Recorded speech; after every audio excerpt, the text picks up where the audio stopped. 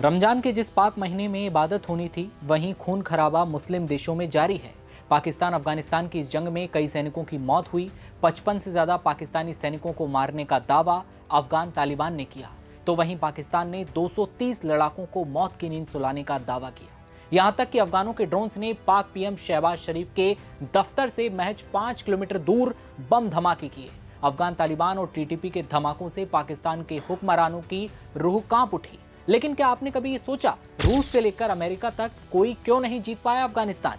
क्यों अफगानिस्तान के सामने सब कमजोर पड़ जाते हैं? कौन सी ताकत और हथियार हैं जो अफगानिस्तान को मजबूत बनाते हैं, पूरी दुनिया से लड़ने की पावर देते हैं? नमस्ते, नवभारत टाइम्स आप देख रहे हैं, आपके साथ मैं दिव्यांशु राठौर। अफगानिस्तान को काफी लंबे समय से साम्राज्यों का कब्रिस्तान कहा जाता है। ये एक ऐसा देश है जहां दुनिया की सबसे ताकतवर सेनाएं भी कमजोर पड़ गईं। हाल ही में पाकिस्तान अफगानिस्तान के बीच खुला युद्ध छिड़ा। पाकिस्तान एयरफोर्स ने अफगानिस्तान के कई इलाकों पर हवाई हमले किए। पाकिस्तान का कहना है कि उसने अफगान आर्मी के नेवासी पोस्ट तबाह कर दिए, 230 अफगानी लड़ाकों को ठोका। लेकिन पाकिस्तान के इस दावे पर भरोसा नहीं होता, क्योंकि अफगानों के खतरनाक हमले के बाद वो पाकिस्तान ही था जो दौड़ा दौड़ा जान बचाने सऊदी अरब के पास पहुंचा था, अफगानिस्तान से युद्ध रुकवाने की गुहार लगाई। तो वहीं आप कमेंट में बताइए, क्या मुनीर की सेना या पाकिस्तान 230 अफगानी लड़ाकों को मार सकते हैं? हाँ या ना, ये जवाब कमेंट करके बताइए। अफगानिस्तान के पास कौन कौन से हथियार हैं, उनकी ताकत क्या है, इस पर बात करें उससे पहले जान लीजिए दुनिया के कौन कौन से वो देश हैं जो अफगानिस्तान पर चढ़ाई की कोशिश कर चुके हैं।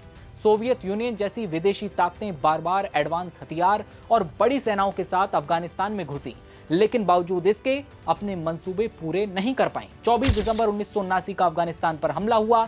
मुजाहिदीन के नाम से जाने वाले अफगान लड़ाकों ने सोवियत सेनाओं के खिलाफ जबरदस्त गुरिल्ला युद्ध शुरू किया।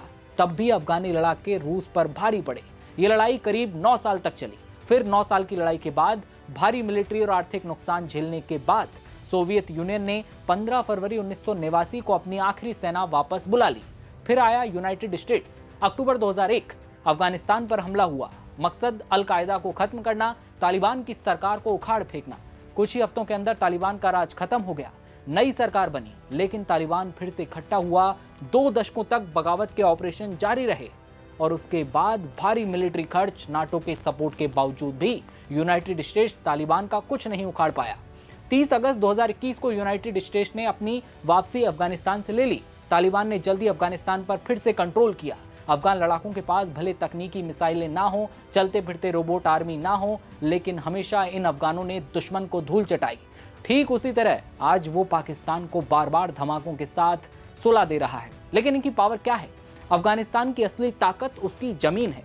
पहाड़ी इलाका, सीमावर्ती दुर्गम क्षेत्र, गुरिल्ला युद्ध की रणनीति। अगर जंग छिड़ती है तो पाकिस्तान हवाई हमला, मिसाइल स्ट्राइक करेगा, लेकिन तालिबान सीमा पर गुरिल्ला हमला करेगा, रॉकेट दागेगा, सीमित ड्रोन हमलों के जरिए दबाव बनाने की कोशिश करता आया है। क्योंकि पहाड़ी इलाकों में आधुनिक जेट की बढ़त कम प्रभावी होती है, जबकि जमीनी लड़ाके गुरिल्ला हमला करते हैं। और ऐसी लड़ाई अफगानिस्तान करता रहा। हिट एंड रन का मामला होता है, घात लगाकर हमला करना होता है और फिर दुश्मन को मार फेंकना होता है। लेकिन आर्थिक और सैन्य संसाधनों की कमी की वजह से खुला हवाई युद्ध अफगानिस्तान के लिए नुकसानदायक ही साबित होगा। यानी कि अफगानिस्तान कभी भी पाकिस्तान से सीधे सीधे युद्ध लड़ना नहीं चाहेगा। लेकिन सच ये है कि भूगोल, जमीनी रणनीति और खुफिया नेटवर्क बड़ी भूमिका निभाएंगे। पिछली बार जब पाकिस्तान से उसकी झड़प हुई थी तो तालिबानी लड़ाकों ने पाकिस्तानी फौज को खूब धोया, और इसलिए पाकिस्तान इस बार वो गलती नहीं कर रहा। एयर स्ट्राइक की जा रही है, क्योंकि लड़ाकू विमानों और हथियारों के मामलों में पाकिस्तान अपने पड़ोसी देश अफगानिस्तान से कई गुना ज्यादा ताकतवर है। ऐसे में साफ है, सैन्य संसाधनों और आधुनिक हथियारों के मामले में पाकिस्तान अफगानिस्तान से कई गुना ज्यादा ताकतवर है। लेकिन युद्ध सिर्फ हथियारों से नहीं, भूगोल, रणनीति, खुफिया नेटवर्क, इनसे भी तय होता है।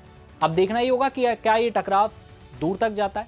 क्या पाकिस्तान अपनी हवाई ताकत से बढ़त बना पाएगा, या फिर अफगानिस्तान एक बार फिर साबित कर देगा कि उसे झुकना या फिर उसे झुकाना आसान नहीं। आप क्या सोचते हैं? क्या पाकिस्तान 230 लड़ाकों को मार गिराने का जो दावा कर रहा है वो सच हो सकता है? कमेंट में लिखिए हाँ या ना। फिलहाल इतना ही। जुड़े रहिए नवभारत टाइम्स के साथ। नमस्कार।